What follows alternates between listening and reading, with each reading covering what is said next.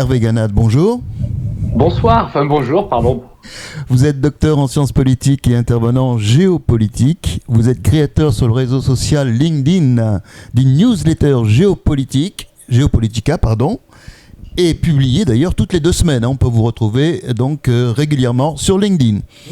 Chacun d'entre vous, vous a certainement vu sur les plateaux télévision des chaînes françaises et vous entendre avoir une parole forte pour Israël à contre-courant du discours ambiant des médias occidentaux. Première question, normale, qu'est-ce qui motive votre engagement qui n'est pas sans risque et notamment sur les réseaux sociaux? Alors, qu'est-ce qui motive? J'en étais sûr que cette question allait arriver et je comprends cette question.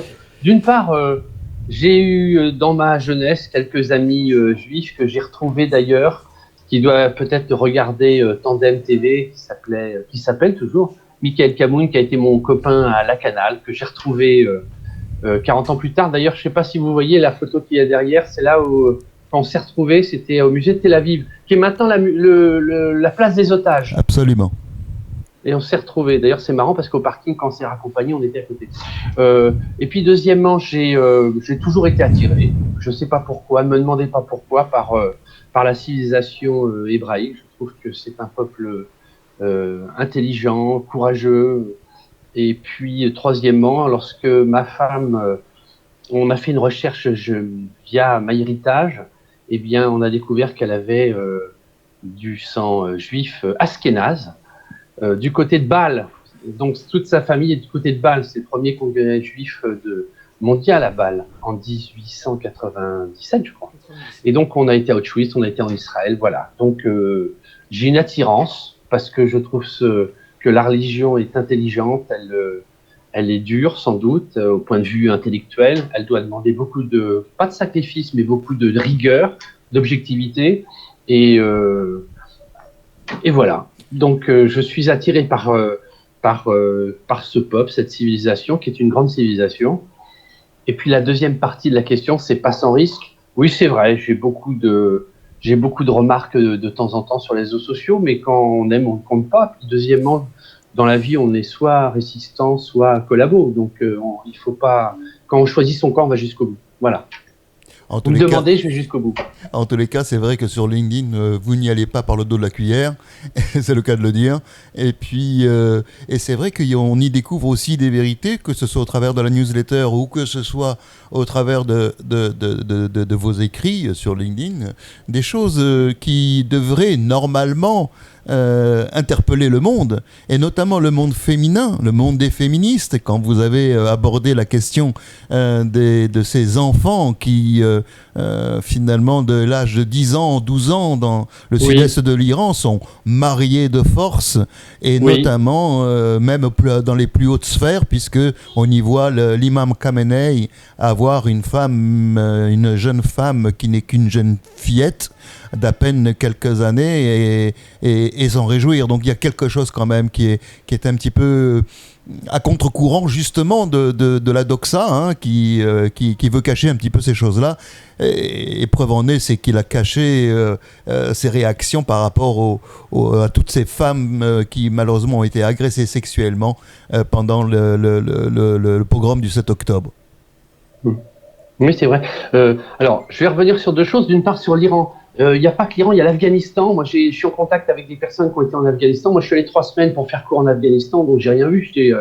On sortait en ville avec une Toyota, une Kalachnikov, mais il y a des gens qui ont été sur le terrain un peu mieux que moi, entre guillemets, et qui ont vu des choses horribles. Et en Iran, il y a des journaux, notamment dans la province du Baloutchistan, qui disent qu'il y a beaucoup d'avortements de filles entre 10 et 14 ans, et il y a 169 accouchements de filles de 10 à 14 ans, entre mars 2021 et novembre 2021. Donc c'est horrible, il y a de la pédophilie, et donc l'Iran non seulement est un État terroriste, mais c'est un État qui pratique, pas ouvertement, mais disons qui protège la pédophilie. Donc c'est vraiment quelque chose de catastrophique. En tous les cas, c'est courageux de le dire. Oui, Galit ? Alors, bonjour Monsieur Guénade. Alors moi, j'avais une question à vous poser par rapport justement à votre statut d'expert en géopolitique, etc. Parce que finalement, on voit aujourd'hui qu'Israël n'a pas énormément de soutien déclaré, même si demain, on ne va pas aller lui déclarer la guerre, mais en tout cas des États occidentaux, à part les États-Unis, l'Europe, pas tout le monde. C'est vraiment, à part l'Allemagne, du bout des lèvres pour le reste. Moi, je voudrais savoir comment vous analysez ça, puisque finalement, Israël a donné comme base culturelle et cultuelle à tout cet Occident judéo-chrétien les bases finalement de leur culture. Et comment est-ce qu'aujourd'hui on peut finalement préférer, intégrer je parle vraiment pour la France, parce que la France, il y a vraiment un questionnement qui se fait, parce que effectivement les Juifs sont de moins en moins nombreux. Ils ne représentent aujourd'hui quasiment aucune force électorale en France, donc c'est pas un enjeu véritablement pour les partis politiques et pour le combat politique. Et on préfère aujourd'hui sacrifier sa population juive à une culture qui va venir à un grand... Moi, j'ai pas peur des mots, donc je dis le grand remplacement musulman et arabo-musulman. Comment est-ce que c'est possible dans la France de 2023, ça, avec tout ce qu'on sait, justement, avec tout ce que vous venez de dire? Eh bien, c'est des bonnes questions, hein. Je ne m'entendais pas, le niveau est très haut. Hein. Et encore, je n'ai pas encore notre historien qui va me poser des questions, le niveau est très haut. Il y a trois remarques. Je pense que l'Occident a trois piliers. Vous savez, le temple de Salomon a deux piliers, Jacques et Bose, mais que j'ai visité. Et à trois piliers, vous avez Jérusalem, qui est le fondement religieux, le judéo-christianisme. Vous avez aussi Rome et Athènes. C'est les trois piliers de l'Occident, mais c'est vrai que Jérusalem a apporté énormément, puisqu'il a apporté le christianisme, en fin de compte. Et comme dirait, j'ai lu un livre, Mère Bar Hacher, pardon pour la prononciation, les Juifs dans le Coran, on s'aperçoit que la matrice du Coran est issue quand même de la matrice juive. Donc, on pourrait dire que c'est une déclinaison, si je peux me permettre, parce que je vais encore me faire des ennemis. Pourquoi on rejette cette culture? Pourquoi on rejette cette religion? Pourquoi on rejette cette civilisation? Pourquoi on rejette ce pays? En gros, c'est votre question, madame, je pense. Exactement. Eh bien, c'est une question que j'ai du mal à me poser. On a envie de dire, on aime bien Israël, mais on a peur de montrer qu'on aime Israël. On a peur d'un électorat puissant, populaire, dans les cités, dans d'autres endroits, qui est un moyen de pression. La preuve, c'est que LFI est un moyen de pression au niveau de l'Assemblée nationale. Donc, il y a quand même une sociologie communautaire qui intervient sur les décisions géopolitiques internes et externes. Vous avez raison. Et donc, et ce qui est dommageable, c'est que tout l'apport de la culture juive et tous les juifs qui ont donné beaucoup à la France, et on est en train d'effacer ça comme on effacerait sur un tableau blanc des noms. Et c'est fort dommageable. Et on peut qu'être honteux. Moi, vous me demandez mon sentiment, puisque j'en parle très peu. Moi, j'ai honte d'un chiffre qui m'effraie. Voilà, je vous le dis franchement, et qui effraie beaucoup de journalistes de CNews d'ailleurs, hors plateau. Si je peux me permettre, d'accord, je ne vous donnerai pas de nom parce que je suis discret, mais hors plateau. C'est 470. Ça vous dit quelque chose, je suppose, 470. C'est 470% de demandes auprès de l'agence juive pour l'ALIA. Et bien ça, si on n'est pas capable de protéger nos citoyens français juifs, ben on n'est pas bon. Et on ne mérite pas Israël. Ouais. Voilà, vous me demandez, je vous donne mon avis. Hein. Alors, je pense que David a une question pour vous. Tout d'abord, bravo, parce que moi, j'ai grandi en France de 0 à 18 ans, et je suis quand même resté avec les valeurs qui sont les belles valeurs de la France. Et je pense qu'aujourd'hui, défendre des valeurs qui devraient être des valeurs universelles, c'est déjà quelque chose n'est pas évident, parce qu'on m'a appris... une phrase terrible ces derniers mois, c'est qu'en France, on parle du 7 octobre avec après 8 mai. Et je pense que c'est bien de revenir où il y a le bien, où il y a le mal, et de le définir clairement, et de ne pas faire... encore une fois, je ne rentre pas dans le problème politique, la population musulmane en France, pas du tout, mais je regarde dans le côté du mal et du bien, et ça, on peut le voir qu'on soit juif, chrétien, musulman. Et je voulais peut-être essayer de comprendre, est-ce qu'aujourd'hui, vous ne sentez quand même pas, et voilà, on m'a envoyé quand même pas mal de films, de journalistes, d'hommes politiques, de personnalités non juives qui peut-être retournent justement à ces valeurs en se disant il y a un bien, il y a un mal. On peut être pour la cause palestinienne, on peut critiquer l'État d'Israël, on peut avoir des choses qu'on ne comprend pas et qu'on n'est pas d'accord, mais le mal, c'est le mal. Et un pogrom, c'est un pogrom, et un viol, c'est un viol. Et peut-être, est-ce que vous pensez qu'aujourd'hui, on ne retrouve pas justement ces valeurs-là un peu qui reviennent à la surface ? Vous avez raison. Je pense que indépendamment...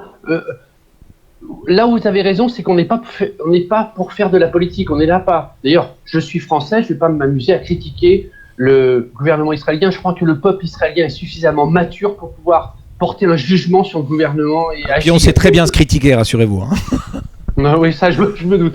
Non, je pense que le 7 octobre, indépendamment de l'affection qu'on avait pour Israël, pour le peuple juif, le 7 octobre a été un facteur un peu accélérateur, un peu déclencheur, une sorte de synthèse qui a fait que ça nous a fait prendre conscience qu'il y avait des valeurs à défendre.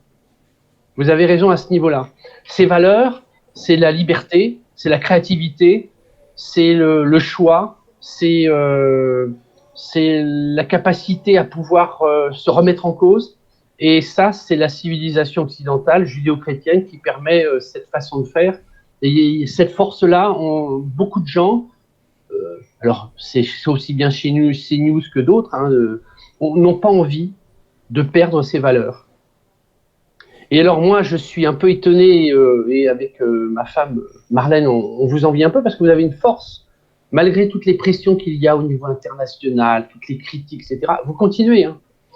Et vous continuez. Et ça, c'est extraordinaire parce que nous, en France, on a un gouvernement qui est quand même à géométrie variable et qui, parce qu'il y a des sondages, parce qu'il y a des manifestations, on n'a pas tendance à retourner notre veste, mais on a tendance à arrondir les angles. Et ça, c'est fort dommageable parce qu'à la force d'arrondir les angles, on ne sait pas où on en est. Et je pense que la France ne sait pas où on en est. Elle en est, pardon, excusez-moi de cette faute. Eh bien, c'est presque une transition pour cette question. La France a une politique en zigzag. En tous les cas, une diplomatie qui semble être en grand zigzag. Et sur la guerre contre les terroristes du Hamas en particulier, parfois même, elle va invectiver, elle va voter contre Israël le lendemain qu'elle l'aura peut-être soutenu. Selon vous, est-ce qu'on va sortir de cette impasse, de cette politique arabe qui finalement n'a donné aucune crédibilité à la diplomatie française ? C'est dur d'entendre ça parce que moi, ce qui m'a fait le plus mal, c'est quand le président Macron, de cet irrespect, est descendu de l'aéroport, vous savez, au bout de 17 jours, etc. Il n'y avait pas des officiels. Il n'était pas là, le Premier ministre Netanyahu. Donc, vous vous rendez compte, la France, où elle est même pas en bas de l'escalier de l'avion, si je peux me permettre.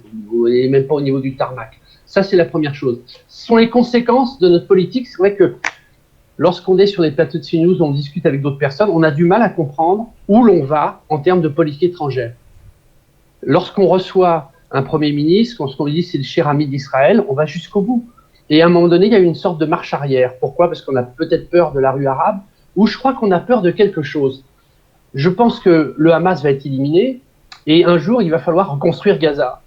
Et il va falloir éliminer le Hezbollah parce que la population israélienne qui est déplacée de 70 000 personnes, je crois que vous savez mieux que moi ces chiffres-là, donc je ne ferai pas l'expert à ce niveau-là.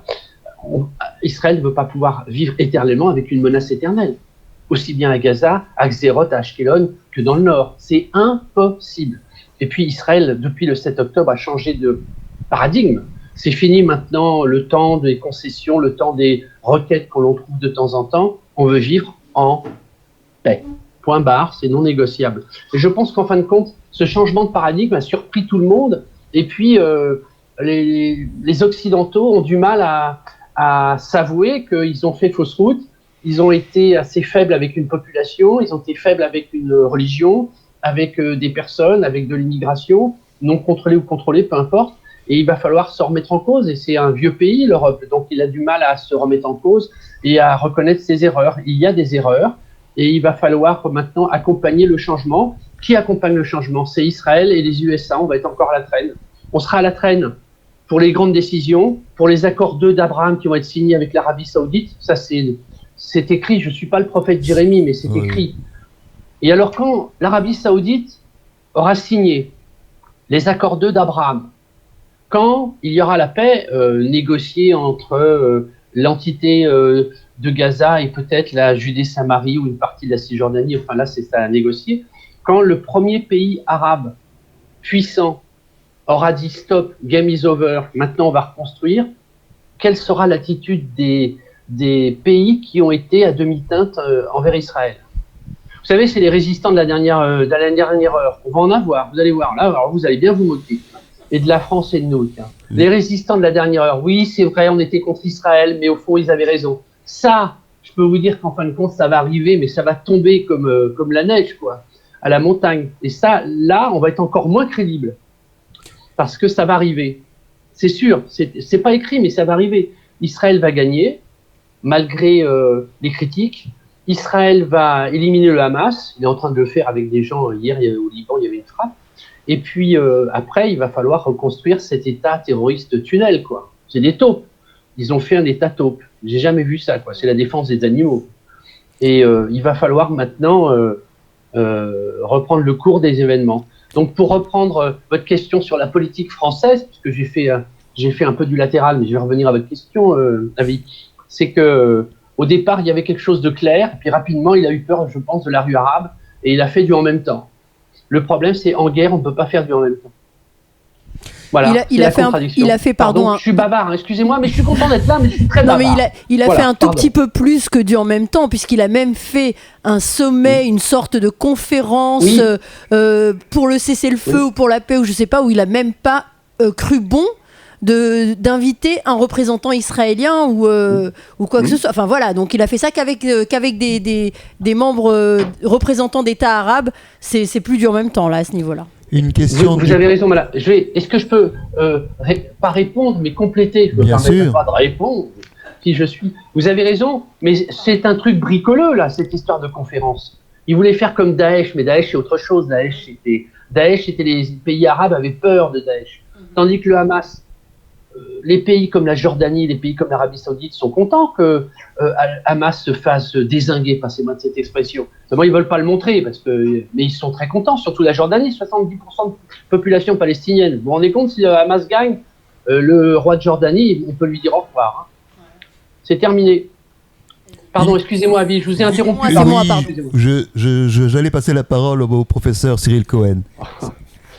Bonsoir. Bonjour professeur. Je suis très content de vous voir. Je vous vois souvent. Par contre, vous êtes sur I24. Pardon, c'est une chaîne concurrente. Pardon.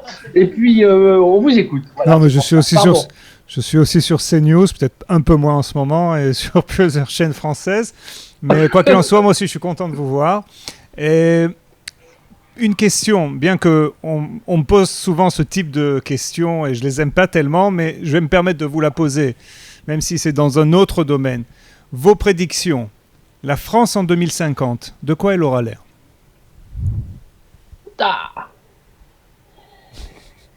La France en 2050 alors bon, on vous laisse 20 secondes quand même pour répondre. Je ne suis pas Nostradamus, je m'appelle Hervé Ganade, c'est pas Nostraganade, vous n'êtes pas sympa. Hein. La prochaine fois, si je vais en Israël, normalement, je vais le dire au mois de juin pour une bar mitzvah, je viendrai vous voir. Hein. Il n'y a aucun problème. Il n'y a pas de souci, je sais. Non, ce que je voulais dire, c'est par exemple, il y avait un peu le phénomène au communautarisme. La France va devoir, et je voulais en parler justement à notre historien, la France va devoir gérer une réforme de l'islam pour que la laïcité perdure. Sinon, la France éclate en communauté. Voilà, pardon, hein, vous me demandez, professeur, je mets les pieds dans le plat. Non, mais totalement. Et j'y avais pensé avant cette émission. Je pense qu'on ne pourra pas s'en tirer, ni même vous, à Gaza, vous ne pourrez pas vous en tirer, parce que si vous avez l'Arabie Saoudite, pas le Qatar, mais l'Arabie Saoudite, qui reconstruit en partie, il y aura donc des mosquées d'Arabie Saoudite, il ne faudra pas des mosquées wahhabites, parce que là, c'est revenir avec du Hamas à l'envers, quoi. Bien sûr. Donc, de toute façon, il faudra obligatoirement qu'il y ait une réforme de l'islam, une réforme comme il y a eu en France, il y a eu les protestants avec Luther et Calvin, avec l'aggiornamento, il faudra une réforme à ce niveau-là. Sinon, on ne pourra pas tenir. Nous, on commence à le faire avec vous me demandez pour la France de 2050. Moi, c'est mon postulat au départ. On ne pourra pas s'amuser à faire on ne pourra pas tenir un communautarisme en France. La France n'est pas communautarisme, elle est unitaire, elle est royale, elle est comme ça. Mais ça ne pourra que passer par une réforme. Et d'ailleurs, il y a le recteur de la mosquée de Bordeaux qui commence à travailler avec des intellectuels français, des intellectuels européens, sur une réforme, qui je suis pour une réforme, une autre vision, une autre relecture. Et ce qui se ferait en France pour conserver la laïcité et le non-communautarisme, je pense que vous serez obligé, je pense, soyons modestes, Hervé, que vous serez obligé de le faire si Gaza est reconstruit avec l'argent d'Arabie Saoudite et de la Ligue arabe, parce que vous ne pouvez pas tenir avec des mosquées wahhabites. C'est exactement la même chose que les frères musulmans. Vous ne pouvez pas tenir. Alors la France de 2050, s'il y a cette réforme qui est un mouvement de fond occidental qui va arriver en France, mais qui arrivera, j'espère pour vous, en Israël. Si j'avais un peu de temps, j'essaierais de travailler avec l'Université hébraïque de Jérusalem sur ce troisième thèse, ça serait sympa. Peut-on réformer l'islam et à quel niveau? Vous qui avez la chance d'avoir une population arabo-musulmane à 20%, qui commence à être intégrée, qui ne manifeste pas pour le Hamas, c'est une population, c'est une cible qui peut être utilisée comme vecteur d'analyse justement de ces réformes. Je vous fais cette petite parenthèse, mais il n'y a rien à voir. La France des années de 2050, elle sera, après être passée par une mini-guerre civile ou une guerre pas de civilisation, mais une guerre de personnes, elle sera plus cosmopolite dans l'Assemblée nationale, parce que c'est vrai qu'il n'y a pas trop de musulmans ni de personnes de couleur chez nous. Et ça va passer par une sorte de réforme. Il va falloir, la France de demain, il va falloir à la fois intégrer les communautés tout en conservant le monolithisme jacobin français. Voilà, c'est le défi français. C'est un peu un modèle. C'est un peu un modèle américain dans un sens où il y a. Non, parce que on n'est pas américain, on n'est pas communautariste. Nous, on est jacobin, centralisateur, on est unitaire. Donc, la problématique que l'on a, c'est justement pour essayer d'intégrer des populations qui ne sont pas intégrées, qui ont refusé l'intégration, qui ont refusé le modèle français, etc. Il va falloir faire un énorme effort éducatif. Pardon, excusez-moi, je vous laisse la parole. Non, énorme effort. Pardon. Non, c'est parce que je voulais juste vous demander si effectivement vous voyez pas ça plutôt comme une gestion en fait de la communauté musulmane comme on l'a fait avec les juifs au 19e siècle. Est-ce que vous voyez pas une réglementation comme ça de l'islam en France? Le grand Sanhédrin avec Napoléon en 1807, c'est ça? Voilà, par exemple. Eh ben ouais. Pour ça que je parlais de réforme. Vous avez raison. On y va. Voilà. Vous avez raison. C'est ça. C'est un peu ça. Mais j'y avais pas pensé. Pardon, vous m'avez fait penser. Mais c'est un peu ça. Si, c'est un peu ça. Vous avez raison. Mais en plus, il y aura une réforme. Alors, de comportement, parce que le Sanhédrin, il y a eu la place des Juifs dans la communauté française grâce à Napoléon, etc. Mais aussi, il faudra travailler sur l'interprétation des Écritures. C'est plus que le 1807. Mais vous avez raison. Mais là, c'est Pardon, excuse-moi. Je t'en prie.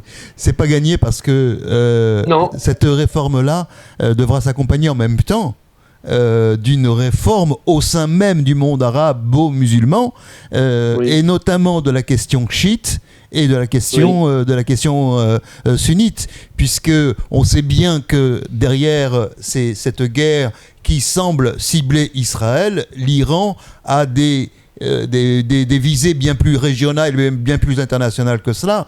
Donc finalement, est-ce qu'il ne faudra pas d'abord passer par une pacification entre le sunnisme et le chiisme pour que puisse s'intégrer une quelconque réforme dans quelque pays que ce soit? Alors, vous soulevez, Avi, la problématique de l'Iran. L'Iran, on pense que c'est un pays indépendant, pas du tout. L'Iran, c'est les frères musulmans. Alors, je voulais faire une petite remarque entre parenthèses. La problématique des pays arabes, c'est le contraire de ce que fait Israël. Israël produit des prix Nobel à foison. Elle a l'intelligence créative. J'aimerais bien que les pays arabes, l'Algérie, la Tunisie, l'Arabie Saoudite, donnent des prix Nobel, c'est-à-dire donnent des personnes qui ont donné leur temps à l'humanité. Et ça veut dire que lorsque une civilisation est capable d'apporter un plus à l'humanité, c'est une civilisation qui est reconnue. Voilà. Et pour l'instant, ce n'est pas tout à fait le cas. Georges Bensoussan citait qu'en fin de compte, le nombre de livres traduits dans tout le monde arabe est équivalent à celui qui est fait en Grèce. Grèce, petit la Grèce. Hein. Voilà. Et c'est toute la problématique de la remise en cause. Voilà. Ça, c'est pour répondre, pour une pré-réponse à ce que vous disiez sur le monde arabe et les réformes et le 1807, madame. Vous voyez ce que je veux dire? C'est pour compléter. Voilà, c'est pour donner cet esprit créatif.